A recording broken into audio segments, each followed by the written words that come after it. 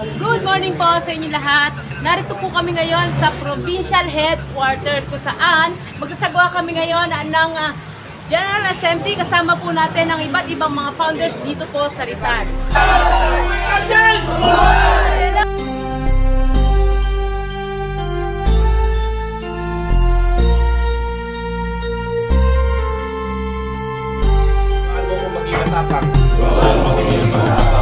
Hindi nalulungkugan ng takot.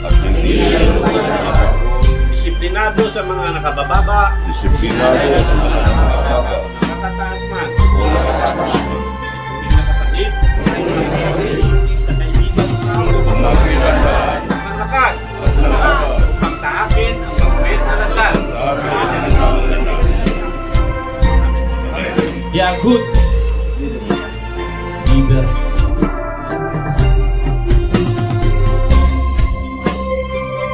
At ayan nga ay nagaganap po ang kamustahan sa iba't ibang chapter dito po sa province of Rizal. Bilin po ng ating Founders Group Chairman, Founder Aguila, na lahat ng ipopromote kailangan ma-witness ng Founders Group at Executive Council para maging legitimate ang pagka-promote nito. Isa rin po sa bilin po niya na lahat ay magtulong-tulong para mapaunlad ang kapatiran. Yan po ang hiling ng lahat ng mga founders dito sa province of Rizal.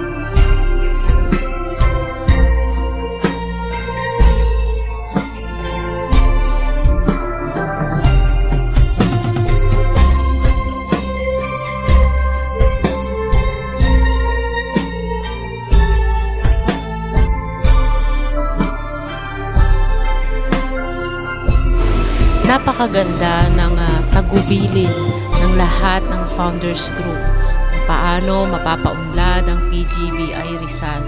Habang nagaganap ang pagpupulong na ito, damang-dama ko ang pagmamahal at pagmamalasakit ng lahat ng founders ng Rizal para sa ikabubuti ng lahat ng miyembro ng PGBI na ang pagtahak sa tamang daan kailanman ay hindi ka maliligaw.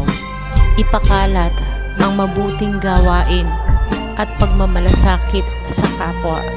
Nagpapasalamat ako lalong-lalo na sa ating chairman, Founder Aguila, at sa lahat ng mga founders dito sa Rizal na siyang gumabay sa akin para hindi ako maligaw.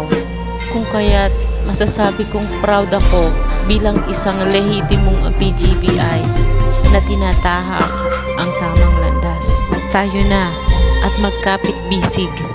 Tibayan pa ang pundasyon ng ating kapatiran. Huwag tayong mapapagod na pairalin ang pag-ibig sa ating kapwa.